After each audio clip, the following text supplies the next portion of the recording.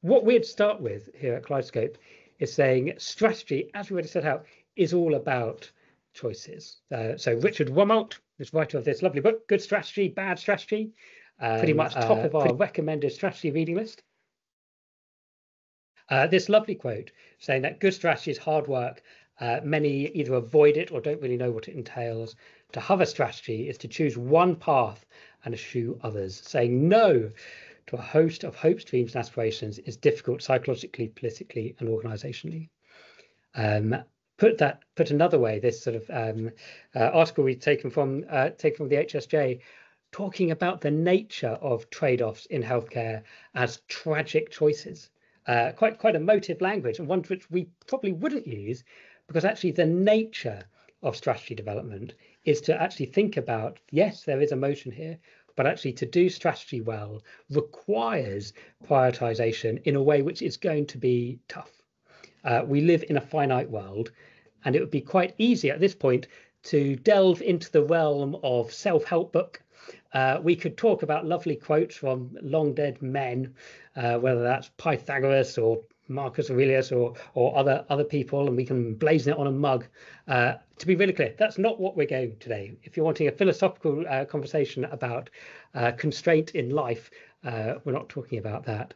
What we are talking about is specifically about strategy prioritization, about prioritization within a strategy process, and actually how a strategy process can help you make these trade-offs, make these choices.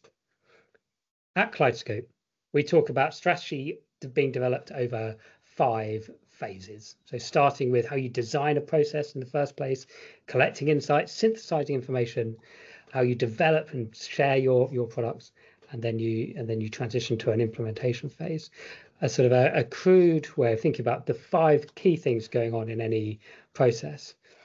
And what we're going to do is just share 3 particular ways which we use at Kaleidoscope to make this process of prioritization run more smoothly.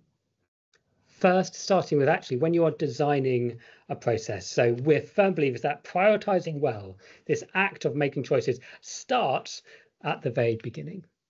And so actually being really clear when you're developing strategy, the choices you're making about the design of your strategy process.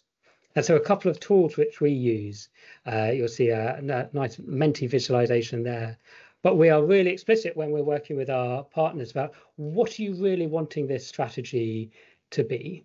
What are the tests which you want to hold yourself accountable to when you come to be thinking about your final product, your end game, the choices which you want to make? And you'll see in the top right this little here lies diagram, the concept of using pre-mortems to actually get ahead of yourself and say, why have our strategies gone wrong before? Why has it been difficult to make these prioritization decisions? And how do we set up our whole process so that we are more likely to be able to make those decisions better in the future than we are at the start? So our top tip number 1 is that good prioritization starts at the very beginning when you're thinking about how your development process is going to look. Point 1. Point 2 comes actually when you are synthesizing all of the information you need in order to make your strategic choices. This is one particular example from when we ran a process with the Stroke Association. It was a particular process based around a representative group of staff engaging with their colleagues. We equipped this group with what we called these insight cards. It's that number 1 in there, it's not there, which was a way of them recording the insights which they were discovering as they were going around, talking to their colleagues, gaining inspiration from lots of different places.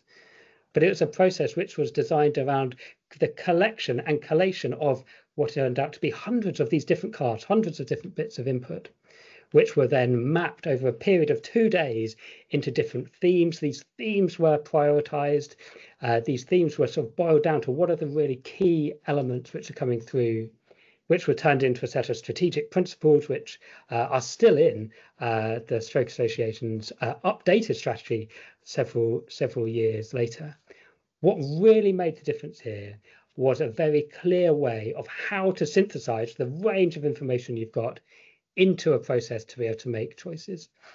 We've probably all been involved in processes where you end up at a point where you've got all sorts of bits of flip chart paper and notes from here, there, and everywhere. Having a clear method about how you draw this together in a way which makes it easiest to make choices, key to actually being able to do this well. Finally, strategy documents can often be thought about. You are making choices at a high level. Which are the key choices? So yes and no. Yes and no. Often the main effect strategy has is not in the choices which are made as part of a document, but actually helping people make daily choices at a later point. This is where we become firm advocates of the even over approach. So here's just a couple of examples as to it's very easy to come up with a strategy saying these are things which we like, and people go, great, okay, we like all of those things too. Using even over statements, saying we like this thing, but even over something else, gives a far clearer framework in order to be able to support people to be able to make choices in their particular context once the strategy is out there and it's been published.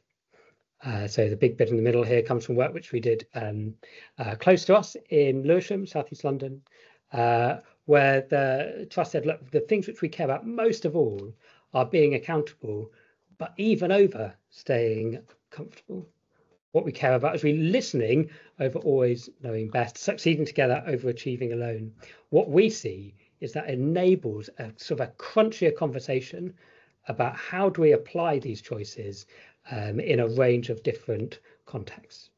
So even over statements, if you haven't come across them before, well worth a Google afterwards, just as a method to be able to make clearer choices and actually remove some of the wiggle room to say, actually to duck choices by saying these are a whole range of things which we care about. How have we done this? A whole range of case studies on our website of various strategy work, whether that's with the Nuffield Council on Bioethics, with Bromley Healthcare, a major social enterprise provider here in South East London, or with current HSJ Trust of the Year, Oxley's, in terms of their 5-year strategy. I'll share details in the chat about where you can find out more details, more information about all of these projects.